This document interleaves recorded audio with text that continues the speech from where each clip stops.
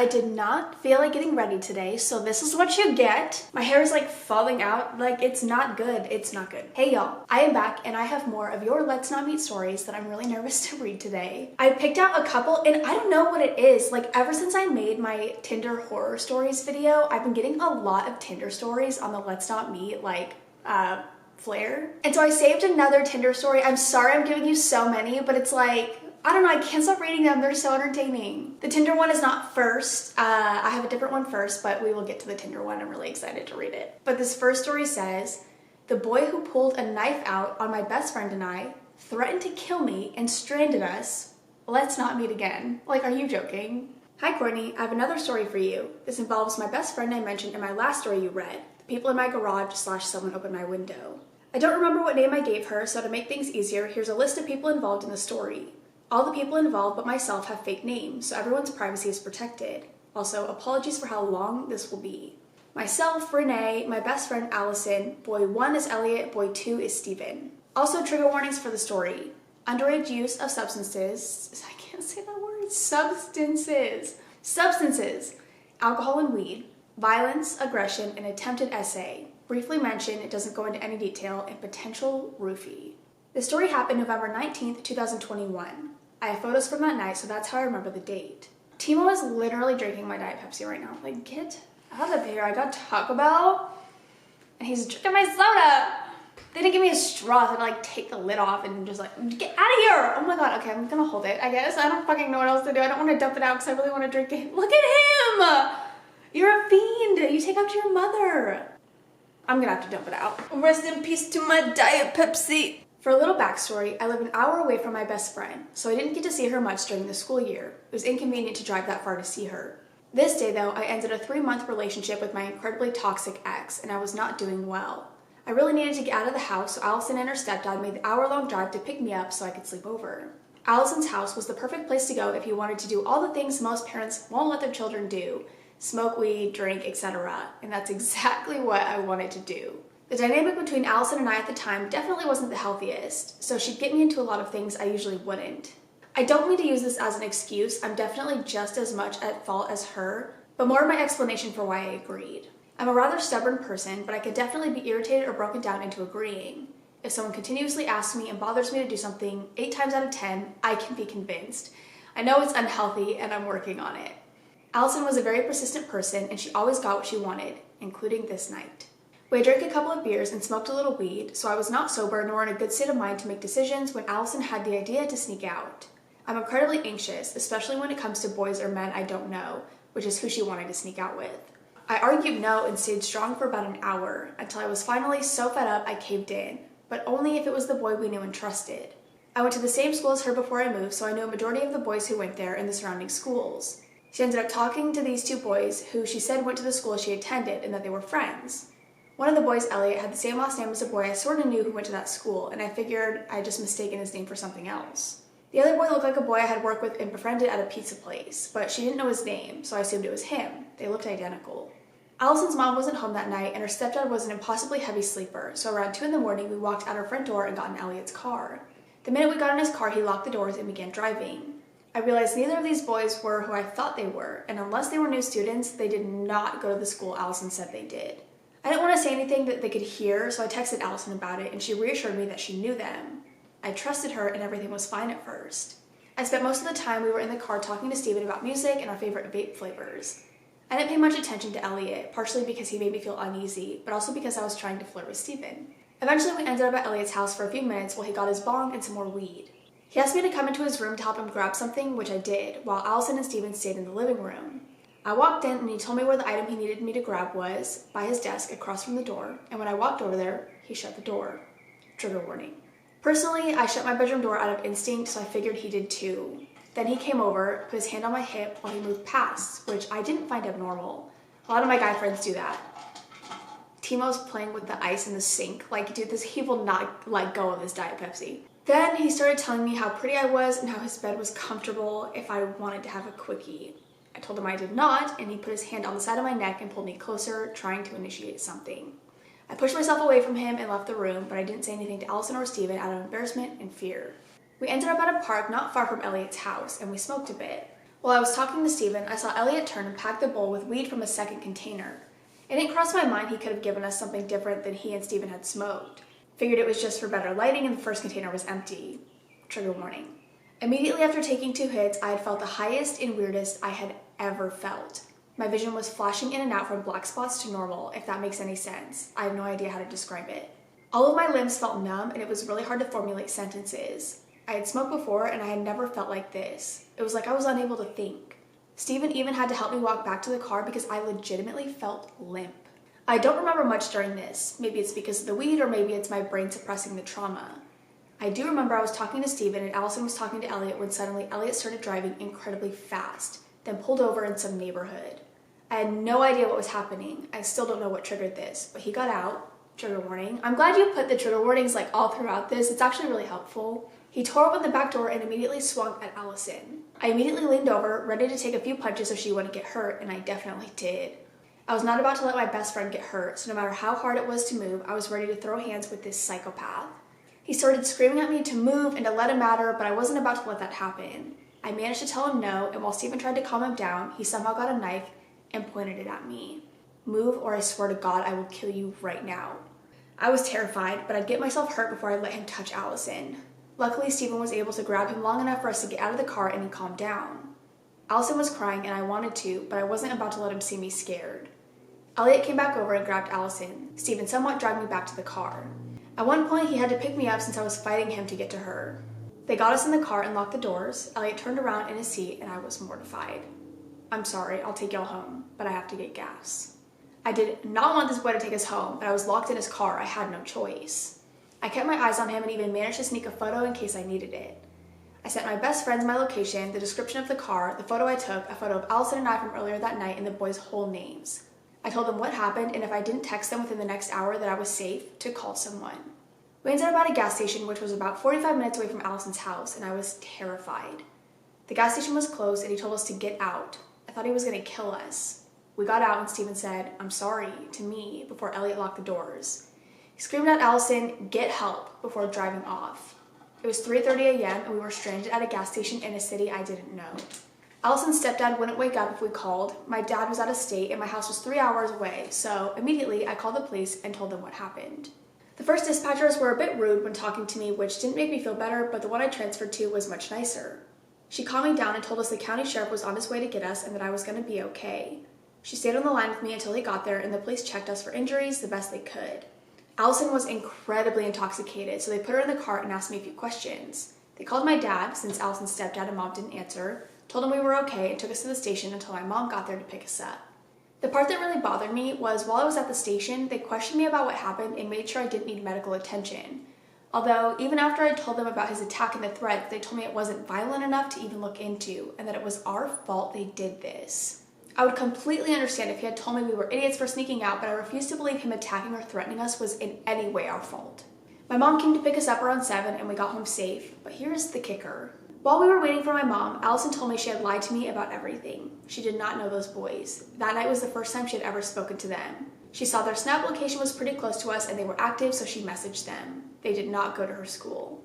She also mentioned that she sent a picture of us to them, and Elliot said he'd pick us up if I would have sex with him, which she said I would. I have never felt more betrayed than I did in that moment. How could my best friend do that to me and put us in that situation? We're okay now and we're safe, but it was very traumatic. I don't hang out with that friend anymore, and I will never sneak out again. Also, I don't know if it's important to the story, but I was 15 and she was 16 at the time. So to the boy who pulled a knife on my best friend and I, threatened to kill me, and then stranded us, let's not meet again. That was like, oh my god. When I saved that story, I was like, I know this is gonna be good, but what the fuck? Also, I've already been recording for like 15 minutes. How long did that take me to read? That was the longest story ever. Which I don't mind. I don't mind when the stories are long, but like, I feel like I also messed up a lot, so that might be part of the problem. I kind of stuttered through that. But like, what? I'm so glad you don't talk to that girl anymore. I am so glad, because that is so fucked up. Every part of that story is just like crazy and unbelievable and traumatizing, like really traumatizing, really traumatizing. I'm so glad you don't talk to her anymore. You do not deserve a friend like that, and you did not deserve anything to happen to you that night, and I'm so sorry any of that happened. Okay, and I just looked over this next story, and it's also really long, so I'm only gonna read 2 in this video, but this one says, "He followed me, then stayed outside my house bawling." This story contains talk of mental health, self-harm, and brief mentions of domestic, I think they meant domestic abuse, I'm not sure. This has been on my mind for a long time, and it's kind of disturbing. At least it was for me. It very much affects how I interact with men and gives me anxiety around them. So I matched with a guy on Tinder. I know, great start. And we had arranged to meet each other. It went well, we got along, hung out a few more times. He was lovely, which makes this so much worse. I lost interest and told him such and made it very clear by again telling him that we could be friends. When this happened, we were in his car and I was annoyed at him because he kept talking over me. Once I told him I wanted to be friends, he started crying and saying if I had just been better and all that stuff. I finally get out of the car and I walk to my house. Now, I had made it very apparent that I didn't want him coming to my house. It's my safe space, and I don't like people in my safe space, not even my friends. It may sound petty, but it was my rule, my boundary. So we're getting along, hanging out as friends, going shopping and stuff. Everything seems totally fine. And before I get any comments about you were leading him on, I very much wasn't. I genuinely enjoyed his company, but I didn't feel romantically towards him. We don't see each other for a few weeks, which is totally normal for me. I don't talk to my friends every day or see them every week. From the start, he's been texting me every day, and at this point, I've started to distance from that because it was very overwhelming for me and I didn't see it necessary. This makes him upset and he writes me constant messages about how he's sorry if he's upset me and how I hate him. When I finally replied, I let him know, like I said, I don't talk to my friends every day and I don't feel comfortable talking to him every day either. A couple of days later, I work the morning shift, so I'm on my way home at 4. When I get to the door, my mom welcomes me and tells me that the dude had come around and dropped off some ice cream for me. This may be me overreacting, but it made me incredibly angry. I had established that boundary of not coming to my house and he had overstepped massively. I messaged him, he claimed it was to cheer me up, although I hadn't been sad nor led him to believe that. I let him speak his side, and although I was still uncomfortable and upset, I asked if he wanted to go shopping that weekend.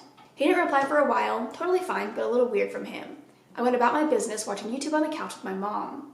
About 20 minutes later, I see him walk up to my door. Keep in mind that this man lives 45 minutes to an hour away, and it was the second time he had driven to my house that day.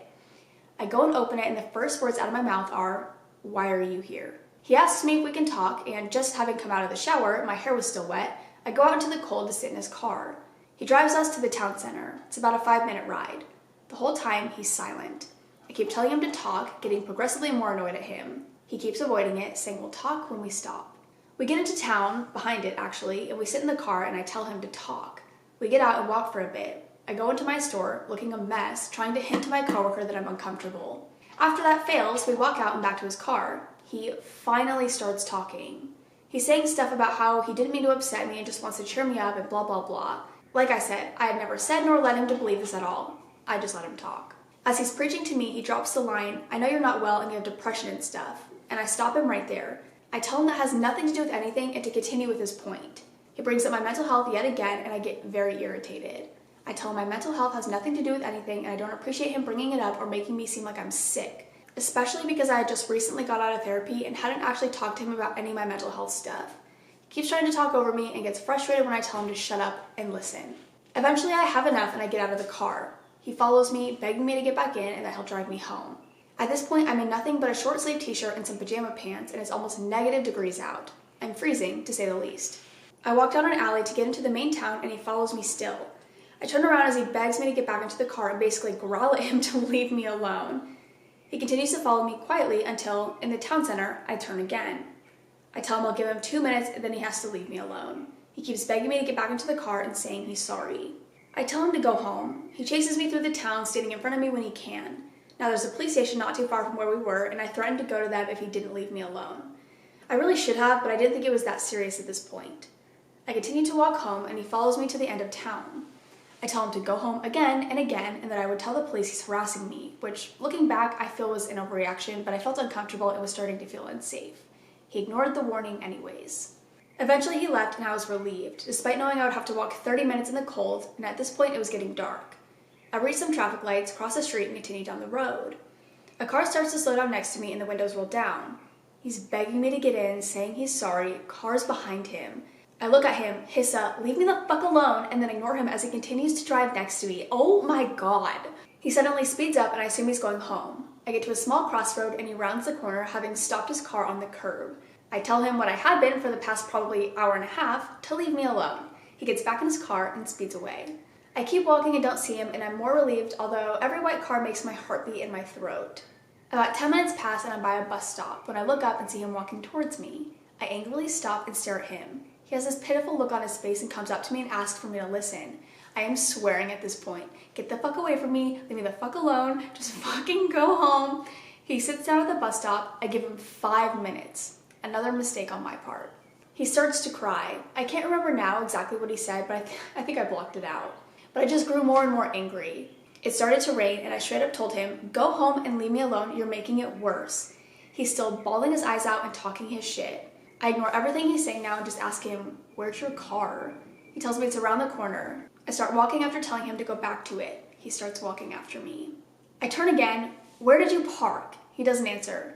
Did you park outside my house? He instantly replies no, so I ask him again, where did you park?